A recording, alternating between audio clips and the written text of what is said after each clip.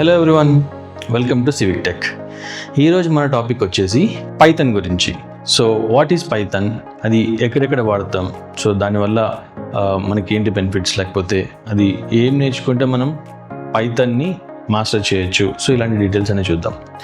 So usually మార్కెట్లో చాలా back end programming languages అయితే ఉన్నాయి, like Java, .NET, Ruby, Python, Go, R, so ఇలాంటి చాలానే ఉన్నాయి. సో కంపారిటివ్లీ మిగతా ప్రోగ్రామింగ్ లాంగ్వేజ్తో పోలిస్తే మనకి పైథాన్ ఎలా ఉంటుంది అనేది డీటెయిల్గా చూద్దాం. So what is Python? So Python అనేది ఒక బ్యాక్ ఎండ్ ప్రోగ్రామింగ్ లాంగ్వేజ్ అంటాం. సో బ్యాక్ ఎండ్ అంటే ఏంటి అంటే, ఒక వెబ్సైట్ ఉందనుకోండి. సో వెబ్సైట్లో మనకు కనిపించే ప్రతి కంటెంట్ కూడా ఫ్రంట్ ఎండ్ డెవలప్మెంట్ చేసేది. సో ఫ్రంట్ ఎండ్ అంటే సచ్ యాజ్ HTML కానీ, CSS కానీ, జావా స్క్రిప్ట్ కానీ, సో ఇలాంటి టైప్ ఆఫ్ టెక్నాలజీస్ వాడి అది డిజైన్ చేస్తాము. సో అవి కేవలం ఫ్రంట్ ఎండ్లో మనకి డేటాని ఎలా చూపివ్వాలి అనే దాన్ని బట్టే ఉంటుంది తప్ప, ఏదైనా బటన్ ప్రెస్ చేస్తే, ఫర్ ఎగ్జాంపుల్ ఒక అప్లికేషన్ ఫామ్ ఫిల్ చేసాం. సో ఫిల్ చేసిన ఫీల్డ్స్ అన్నీ లాస్ట్లో సబ్మిట్ కొడితే ఒక డేటాబేస్కో లేకపోతే ఇంకొక చోటుకో ట్రాన్స్ఫర్ అవ్వాలి అనేది లాజిక్ అనుకోండి. సో మనకు కనిపించే డిజైన్ మొత్తం ఫ్రంట్ ఎండ్లో చేస్తే, ఎప్పుడైతే సబ్మిట్ అనే బటన్ క్లిక్ చేయగానే వేరొక చోటికి వెళ్ళడమో లేకపోతే ఏదైనా డేటాలోకి సేవ్ అవ్వడమో, ఆ ఫంక్షనాలిటీ అంటే బ్యాక్ ఎండ్ లాజిక్ అనేది ఇలాంటి బ్యాక్ ఎండ్ టెక్నాలజీస్తో యూజ్ చేసి డిజైన్ చేస్తామన్నమాట. సో ఇప్పుడు పైథాన్ అనేది కూడా ఒక back end programming language. So simply we can say it like it is a high level programming language which is doing logical part through interpreter. So what is again interpreter అంటాం. let me see this. So Python is a high level programming language. So it is doing it through interpreted programming language. So again, interpreted programming language అనగానే మనం ఎలా చెప్పచ్చు అంటే, మనకి Java, .NET, Python వీటికంటే ముందు కూడా ఓల్డ్ ప్రోగ్రామింగ్ లాంగ్వేజ్ ఉండేవి, such as COBOL, Pascal, Fortran, C++. So వీటిల్లో కంపైలర్ అని ఒకటి ఉంటుంది అనమాట. సో ఎప్పుడైతే C లాంగ్వేజ్ లేదా C++ లాంగ్వేజ్ని, ఆ లాంగ్వేజ్ని యూజ్ చేసుకుని కోడ్ రాస్తామో, ఆ లాంగ్వేజ్ మిషన్కి అర్థమయ్యే లాంగ్వేజ్కి మారాలన్నమాట. సో మిషన్కి అర్థమయ్యే లాంగ్వేజ్ ఏంటి? Binary language. Simply only ones and జీరోసే ఉంటాయి దాంట్లో. సో ఈ వన్స్ అండ్ జీరోస్ ఉండే కోడ్ మిషన్కి అర్థమవుతుంది. సో అలా కన్వర్ట్ చేయడానికి మన జనరల్ ఇంగ్లీష్ లాంగ్వేజ్లో ఉండేది అలా బైనరీ లాంగ్వేజ్లో కన్వర్ట్ అవ్వడానికి మధ్యలో ఈ కంపైలర్, ఇంటర్ప్రిటర్ అనేవి యూజ్ అవుతాయి అన్నమాట. ఫర్ ఎగ్జాంపుల్, నేను ఒక హలో వరల్డ్ ప్రోగ్రామ్ లేకపోతే ఏదైనా బేసిక్ లాజికల్ రాశాను, లైక్ 10+20 అనే లాజిక్ అనుకోండి. సో ఏదైనా ప్రోగ్రామింగ్ లాంగ్వేజ్ అది ఇంగ్లీష్ లెవెల్ లాంగ్వేజ్ నుంచి, సచ్ యాజ్ అది పైథానో లేకపోతే జావానో, .NET ఏదైనా, అక్కడి నుంచి మిషన్ లెవెల్కి మారడం మధ్యలో ఈ ఇంటర్ప్రిటర్ లేదా కంపైలర్ వర్క్ చేస్తాయి. సో పాతకాలపు లాంగ్వేజెస్ కంప్లీట్లీ కంపైలర్ యూజ్ చేస్తే, ఇది లైక్ పైథాన్ కానీ, PHP కానీ, రూబీ కానీ, సో ఇలాంటివన్నీ కూడా ఇంటర్ప్రిటర్ని యూజ్ చేస్తాయి. సో కంపైలర్ వర్సెస్ ఇంటర్ప్రిటర్ అన్నట్టుగా చూడొచ్చు అనమాట. సో సింప్లీ కంపైలర్ వచ్చేసి ఫస్ట్ మన పాతకాలపు C++ లేదా కోబాల్, పాస్కల్ ఇలాంటి లాంగ్వేజ్ని యూజ్ చేసుకొని కంపైల్ చేసి మిషన్ కోడ్ని జనరేట్ చేస్తుంది.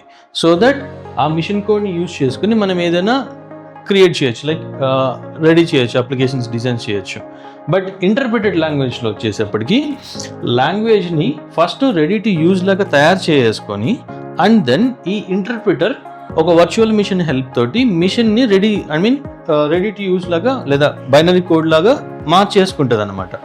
సో రెడీ టు యూజ్ అనేది ఇక్కడ మనకు వెంటనే వస్తుంది, ఇక్కడ కొంచెం లేట్గా వస్తుంది. అండ్ ట్విస్ట్ ఏంటంటే, జావా కానీ, .NET కానీ, ఈ ప్రోగ్రామింగ్ లాంగ్వేజ్ మీకు 2 కాంబినేషన్తో యూజ్ చేస్తాయి. సో వాటికి మధ్యలో వాటి సొంత ప్లాట్ఫామ్ ఉంటుంది, అంటే రన్ టైమ్ కంపైలర్స్ ఉంటాయి. అండ్ దెన్ అవి జస్ట్ ఇన్ టైమ్ అనే ఒక కంపైలర్ తోటి కన్వర్ట్ అవుతూ మిషన్ కోడ్ని జనరేట్ చేస్తుంది అనమాట. పైథాన్ని యూజ్ చేసుకొని మనం ఏ డిపార్ట్మెంట్స్లో వర్క్ చేసుకోవచ్చు, లేకపోతే ఎలాంటి ఫీల్డ్స్లో మనం ఫిట్ అవ్వచ్చు అనేవి చూద్దాం. So first of all Python ఒక హై లెవెల్ అండ్ ఈజీ అనమాట కంపారిటివ్లీ మిగతా ప్రోగ్రామింగ్ లాంగ్వేజ్తో యూజ్ చేస్తే. సో అవి రాసే కోడ్లో మనం జస్ట్ ఒక 50-60% కోడ్ రాసిన సో కంపారిటివ్లీ అంత ఫంక్షనాలిటీ ఇక్కడ సింపుల్గా కన్వర్ట్ అయిపోతుంది. ఒక వెబ్సైట్ డిజైన్ చేయాలి. సో ఒక వెబ్సైట్ డిజైన్ చేయడానికి పైథాన్ యూజ్ చేసుకొని కొన్ని ఫ్రేమ్వర్క్స్ ఉంటాయి. సో ఈ ఫ్రేమ్వర్క్స్ వెబ్ డెవలప్మెంట్ సైడ్ వచ్చేటప్పటికి Django, flask and fast API అని ఇలాంటి ఫ్రేమ్వర్క్స్ని యూజ్ చేసుకొని మనం డిజైన్స్ చేస్తాం. సో సింప్లీ మిషన్ లెర్నింగ్ అంటే ఒక హ్యూమన్ తన లాజికల్ బ్రెయిన్ని యూజ్ చేసి రెగ్యులర్గా చేసే పనుల్ని కొంచెం ఫాస్ట్ చేయడానికి ఏ ప్రాసెస్ అయితే ఫాలో అవుతారో సేమ్ థింగ్ మనిషి ప్లేస్లో మిషన్ని వర్క్ అయితే అదే మిషన్ లెర్నింగ్ అంటాం. సో దానికి ఆర్టిఫిషియల్ ఇంటెలిజెన్స్ అనేది కూడా ఒక కాంబినేషన్ అనమాట. ఫర్ ఎగ్జాంపుల్ జనరల్గా ఎవ్రీడే లైఫ్లో నేను ఒక mail everyday in the evening నేను సెండ్ చేయాలి, లెట్స్ సే ఒక మేనేజర్కో లేకపోతే ఒక క్లయింట్కో ఎవరికన్నా. ఈ మెయిల్ సెండ్ చేసే ప్రాసెస్ని ఎవ్రీడే చేస్తున్నాను అండ్ మాన్యువల్గా నేను టైప్ చేసి ఆ కంటెంట్ని లైక్ డిఫరెంట్ సోర్సెస్ నుంచి తెచ్చుకొని లేకపోతే దాని ప్రోగ్రెస్ ఏంటనేది డిస్క్రిప్షన్ రాసి సెండ్ చేస్తాను. ఈ మిషన్ లెర్నింగ్ ఏఐతో నేనేం చేయొచ్చు అంటే నేను రెగ్యులర్గా చేసే పనిని దానికి అర్థమయ్యేలాగా చెప్తాను అనమాట. సో ఇది ఏ ప్రాసెస్ అంటే ఒక సెట్ ఆఫ్ ఫ్లోలో ఎలా చేస్తాను అనేది అది 1 by 1 స్టెప్స్ లాగా గ్రాస్ప్ చేసుకొని అది ఆటోమేట్ చేసుకోవడానికి ఈజీగా చేసుకుంటుంది machine learning. So on behalf of a human man, so అది ఆటోమేటిక్గా హ్యూమన్కి సంబంధించిన లాజికల్ పార్ట్ని అది ఆటోమేట్ చేసుకొని వర్క్ అయ్యేలాగా చేస్తుంది అనమాట. సో అలాంటి ఇండస్ట్రీస్ లైక్ రోబోటిక్స్ కానీ లేకపోతే డేటా సైన్స్కి సంబంధించి కానీ సో ఇలాంటి వాటిలో కూడా ఈ పైథాన్ అనేది యూజ్ చేస్తాం. సో మనకి అలా machine learning type of platforms ఏమైనా ఉన్నాయి లైక్ ఫ్రేమ్వర్క్స్ ఉన్నాయి అనుకుంటే అది వచ్చేసి టెన్సర్ఫ్లో, పైటార్చ్ అండ్ స్కైకిట్లర్న్. సో స్కైకిట్లర్న్ ఈ ఫ్రేమ్వర్క్స్ అన్నీ కూడా త్రూ పైథాన్ని యూజ్ చేసుకొని అగైన్ అలాంటి ఫీల్డ్స్లో కూడా వర్క్ చేస్తాం అనమాట. And then data analysis and visualisation. ఒక చిన్న ఎగ్జాంపుల్ చెప్తాను చూడండి. మన ఇండియాలో యూజువల్లీ పెద్ద పెద్ద ఈ-కామర్స్ సైట్స్ అంటే డిజిటలైజ్డ్ ఉన్నాయి, అలాగే ఫిజికల్గా ఉన్న స్టోర్స్ లైక్ డీమార్ట్ కానీ రిలయన్స్ కానీ ఇలాంటి పెద్ద పెద్ద స్టోర్స్ ఉన్నాయి.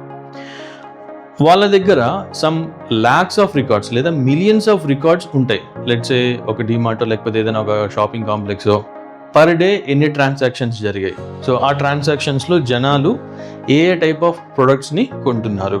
సో ఇలాంటి మిలియన్స్ ఆఫ్ రికార్డ్స్ ఉన్న డేటాని ఇలాంటి visualization and data analysis type of టెక్నాలజీస్కి మనం సబ్మిట్ చేసి మనం ఎలాంటి రిజల్ట్స్ తీసుకోవచ్చు అంటే లెట్స్ సే ఇప్పుడు రైనీ సీజన్ అనుకోండి, నేను ఇచ్చిన ఈ డేటాని యూజ్ చేసుకొని నేను మిషన్ విజువలైజేషన్ని అడగచ్చు అనమాట. నాకు సో పర్టికులర్ మంత్లో ఈ డేటా బేస్ చేసుకొని నాకు ఒక గ్రాఫ్ చూపివ్వండి, లేదా ఏ టైప్ ఆఫ్ ప్రొడక్ట్స్ ఎక్కువగా ఉంటున్నారు సో మంత్స్లో. So usually rainy season are winter సీజన్లో లైక్ స్వెటర్స్ కానీ లేకపోతే అంబ్రెలాస్ కానీ లేకపోతే hot type of foods like soups కానీ లేకపోతే ఏదైనా hot biryanis like any type of food మనం చూస్తాం. సో ఈ అనాలిసిస్ మనం ఇచ్చే డేటాని బేస్ చేసుకొని అది ఈజీగా సో మంత్లో ఈ టైప్ ఆఫ్ ప్రొడక్ట్స్ అనేది ఎక్కువ సేల్ అవుతున్నాయి, సో ఈ టైప్ ఆఫ్ ప్రొడక్ట్స్ అనేది తక్కువ సేల్ అవుతున్నాయి అనే ఒక ఫిజికల్ గ్రాఫికల్గా మనకి రిప్రజెంటేషన్ చూపిస్తుంది అనమాట. Like pie type of charts కానీ లేకపోతే బార్ చార్ట్స్ కానీ ఫ్లో చార్ట్స్ కానీ సో సంథింగ్ అలా విజువలైజేషన్ చేసుకోవచ్చు. పాండాస్, మ్యాట్ప్లాట్లిబ్, సీబోన్ సో వీటిని యూజ్ చేసుకొని మనం ఈ ఫ్రేమ్వర్క్స్ని యూటిలైజ్ చేసుకోవచ్చు త్రూ పైథాన్ అనమాట. Next automation. సో ఏదైనా ఒక అప్లికేషన్ డిజైన్ చేసాం లేదా ఒక వెబ్ అప్లికేషన్ లేదు ఒక మొబైల్ యాప్ ఏదైనా డిజైన్ చేసాం, సో వాటికి ఉన్న లిమిటేషన్స్ అవన్నీ కూడా త్రూ టెస్టింగ్ మనకి అర్థమవుతాయి అనమాట. సో లెట్స్ సే ఒక వెబ్సైట్ ఉంది, సో వెబ్సైట్లో నేను ఇచ్చిన డేటా మొత్తం నీట్గా సబ్మిట్ అవుతుందా లేదా నేను అడిగిన రిక్వెస్ట్ బేస్ చేసుకుని డేటా గెట్ అవుతుందా లేదు ఎట్ ఏ టైం కొన్ని హండ్రెడ్స్ ఆఫ్ లేదా థౌజండ్స్ ఆఫ్ యూజర్స్ ఆ వెబ్సైట్ మీద రిక్వెస్ట్ చేశారు. సో అప్పుడు హ్యాంగ్ అవుతుందా లేదా, సో ఇలాంటి టెస్టింగ్ పార్ట్స్ అన్నీ కూడా మనం through using Selenium Python or PyTest, so ఈ టైప్ ఆఫ్ ఫ్రేమ్వర్క్స్ యూజ్ చేసుకొని మనం వర్క్ చేయొచ్చు. సో ఇలాంటి టెస్టింగ్ డిపార్ట్మెంట్లో కూడా పైథాన్ వర్క్ అవుతుంది. ఇవన్నీ నేర్చుకోవడానికి అసలు బేసిక్ కాన్సెప్ట్స్ మనం మిస్ కాకుండా చూడాల్సిన పైథాన్ కాన్సెప్ట్స్ ఏమని చూద్దాం. ఇంపార్టెంట్ వచ్చేసి syntaxes, variables, data types, operators and conditional statements like if condition కానీ, while, do while, for loops. So ఇలాంటి కండిషనల్ స్టేట్మెంట్స్ అన్నీ కూడా కండిషనల్ స్టేట్మెంట్స్లో యూజ్ చేసుకొని మనం బ్యాక్ ఎండ్ లాజిక్లో రాస్తాం. అండ్ దెన్ ఇంకా అడ్వాన్స్ లెవెల్కి వెళ్తే so functions, decorators, data structures and oops concepts. So object oriented programming language. So object oriented programming language మనకి జావా, .NET, పైథాన్, సో ఇలాంటి different type of back and programming లాంగ్వేజ్లో కూడా ఉన్నాయి. So ఈ oops కాన్సెప్ట్స్ని use చేసుకునే different టెక్నాలజీస్లో ఇది simplified version అనమాట. పైథాన్లో చాలా సింప్లిఫైడ్గా చేయొచ్చు, తక్కువ కోడ్లో లేదా లెస్ నెంబర్ ఆఫ్ లైన్స్లో మనం కంప్లీట్ చేయొచ్చు అనమాట.